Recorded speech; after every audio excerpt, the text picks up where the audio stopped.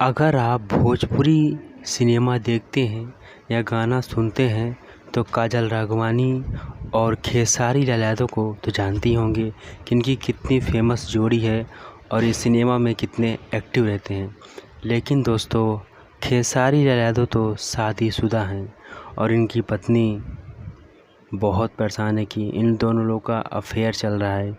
इस वजह से खेसारी के घर में रोज़ लड़ाई झगड़ा होता है खेसारी से और उनके वाइफ से कि तुम्हारा काजल राघवानी से अफेयर है, और ये बात मीडिया में भी काफ़ी चर्चा बनी रहती है। लेकिन अब काजल राघवानी से खेसारी लाल यादव अलग हो चुके हैं। लेकिन 2 महीना पहले ब्रेकअप हो चुका है काजल राघवानी से खेसारी का। उससे पहले बहुत ही चर्चा में था कि काजल राघवानी से खेसारी यादव का अफेयर है।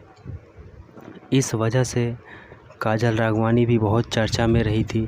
आप लोग देखे होंगे कि उन्होंने बयान भी दिया था कि मुझे पवन सिंह ने स्टार बनाया है।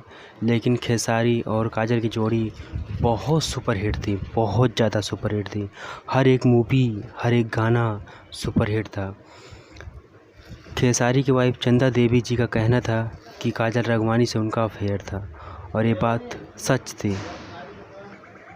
लेकिन ऐसा कहना लेकिन अब ऐसा कुछ नहीं है।